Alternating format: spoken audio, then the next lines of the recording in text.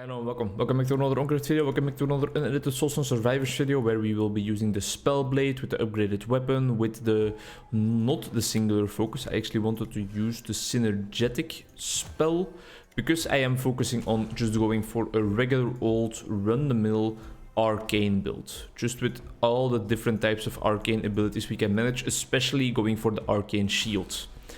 Hopefully that build is strong enough to still survive against the highest curse level, because last time we tried the highest curse level we were in some deep trouble.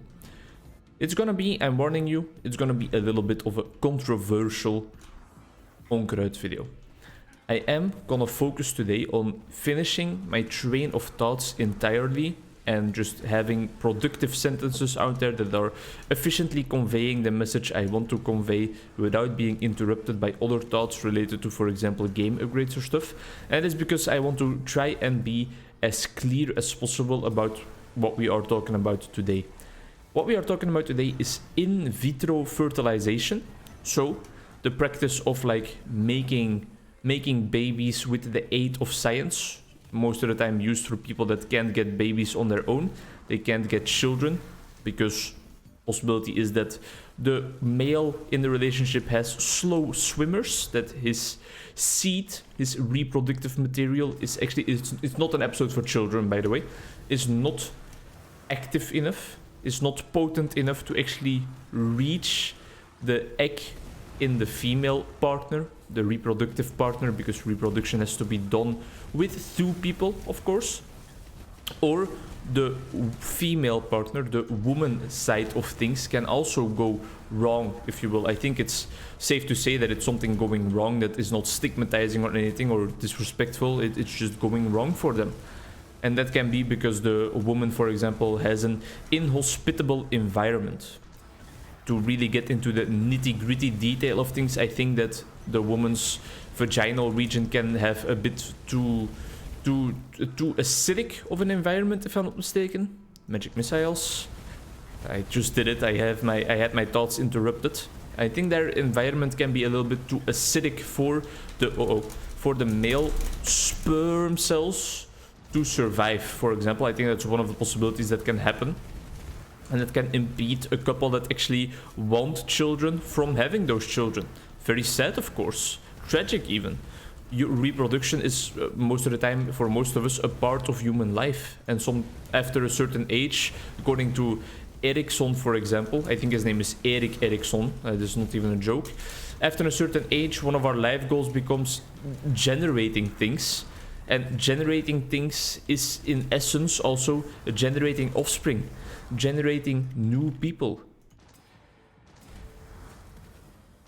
And then once they have been generated, once they have been born is the correct term, really giving them all your knowledge about the world, generating functioning members of society.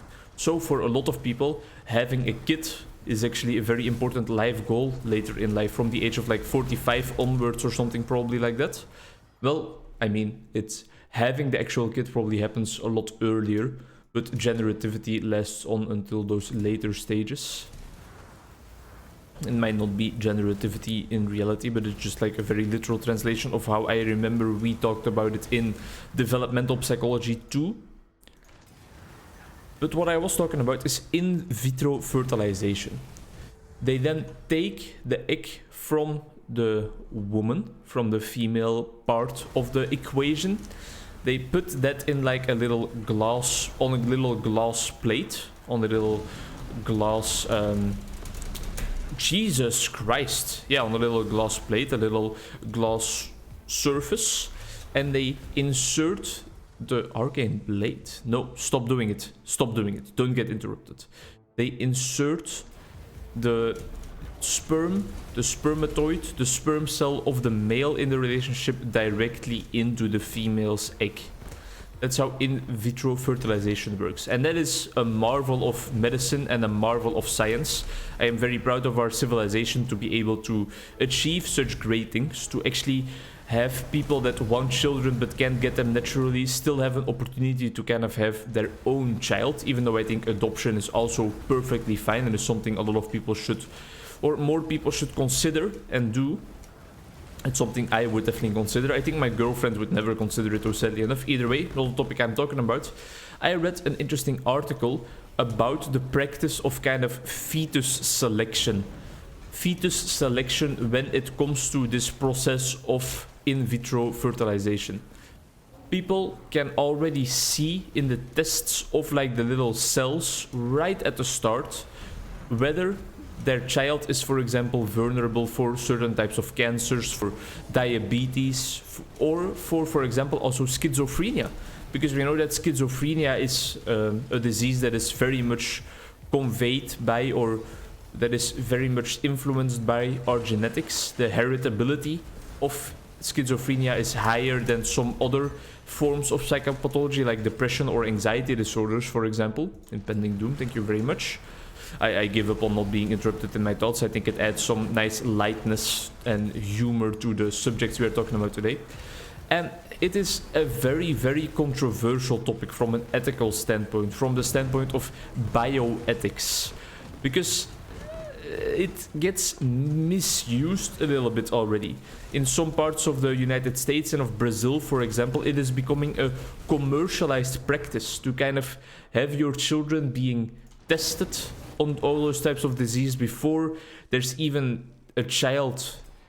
Yeah, before there's even child. That's just it. That's the remark I wanted to make.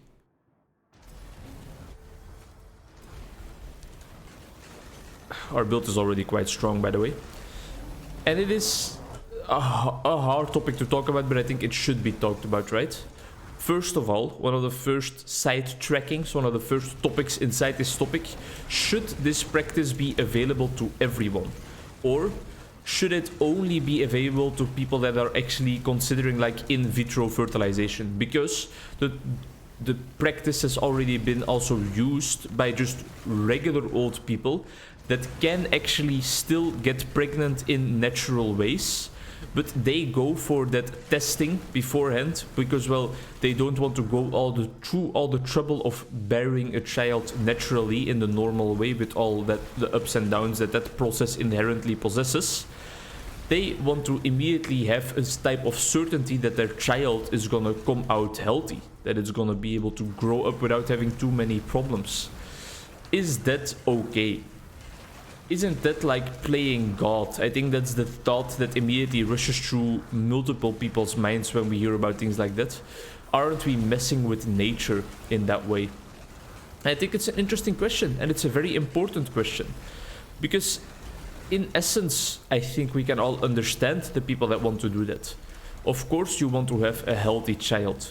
And not necessarily even because you have certain lesser thoughts against children with disabilities or with certain illnesses, but you want to have someone healthy, not even like a well-formed member of society, to say it like that, but you want to only put someone on the world if you know that you are going to be able to provide them with a nice life, right? Because in the end, the baseline responsibility of that person's existence is really you and your partner. So you want to kind of make sure that, okay, we are going to be putting somebody on this world that is going to be able to make something of their life. That's like the baseline thing you wish for as a parent, or at least I would wish for as a parent. Would I therefore go for this kind of in vitro fertilization because I know that I can have testing with that procedure for certain disorders? No, I don't think so. I think having just a natural way of producing children is kind of important to me. Although I don't necessarily know why, because it's not like I'm Christian. It's not like I am such a sucker for ethics and morals and everything in the world needs to be just and right. And it's not that I immediately can think of like my own specific personal problems with this procedure, but it still for some reason just feels kind of iffy to do it like that. I don't think it's a process that should be commercialized. Luckily enough, it is also a very expensive process, so it has not been commercialized all the way yet. But additionally, the article also talked about that it's a process filled with uncertainty. Sure, they can discover possibly some genetic vulnerabilities. They can maybe say with like a certain percentage of certainty that your child is more susceptible to a certain problem later in life, but they can't rule out the possibility that nothing will happen with your child, or they can't rule out the possibility that something else will go wrong with your child. So is it then worth it to play God in that scenario? Especially if it only gives us like marginally improved success rates, not really rates of certainty about whether a child will develop certain conditions. I feel like success rate is a bit of a derogatory term because it sounds immediately like a child that does get born with certain setbacks, certain disorders and stuff, will never be able to make anything out of their life. We're in some trouble. And that's not the type of message we want to convey here on the Onkruid channel. We just want to have a friendly discussion about the topic. Yeah, it's crazy. It's crazy of how far we have come as a society, but I feel like there's even a step further that some people are willing to go, and that I think it's literally already happening. And that is that people also get tested on their phenotype. And then I think we are going to messed up places, where parents are literally selecting fetuses based on their hair color, their eye color, their skin color maybe, based on kind of their outward characteristics, based on whether they have certain genes that make them more susceptible to becoming overweight. And that's when we really are just messing with nature. Doing it from a protective point of view, that you want to give your child the most opportunities it can get in life, and therefore kind of not picking the child that has disabilities. You know, that sounds so wrong. It sounds it sounds so weird, right? I don't know why we would ever put ourselves through the trouble of playing on max curse difficulty. Sure, it gives us some more prestige levels, but in the end those prestige levels don't even matter at all. We need to kill enemies. It's an interesting topic to talk about, to discuss. There's a lot of philosophical and ethical debate points nested in this question of what are we gonna do about what are we gonna do about the situation where science has come to a point where we can kind of just browse to a catalog of children to have, right? Even though it's still your own egg, it's your own sperm, well, from separate people, of course, probably. Either though, unless you are Predestination, if you're from that movie, if you've never seen that movie, don't watch it. Either way, isn't that fucked? Isn't that fucked, cunt? You know what I'm saying? Isn't that completely fucked? That's batshit crazy, right?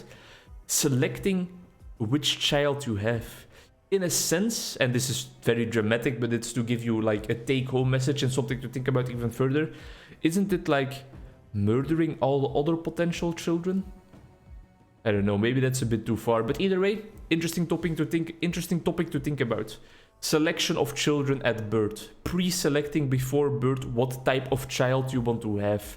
I think that's maybe science gone a bit too far. Although the purely we had even a rune point unspent, really a professional run. Even though the purely medical side of things, predicting larger chances on disease and trying to prevent that in some way, shape or form is a noble cause. I think just like a trial and error approach of creating fetuses and creating human beings, ethical concerns arise. Thank you very much for watching and most of the time listening, because the gameplay wasn't all that stellar. I still hope you enjoyed in some way, shape or form this 68th episode of Soulstone Survivors, and I hope to see you in the next one, which is a special one, right? 69. Bye-bye.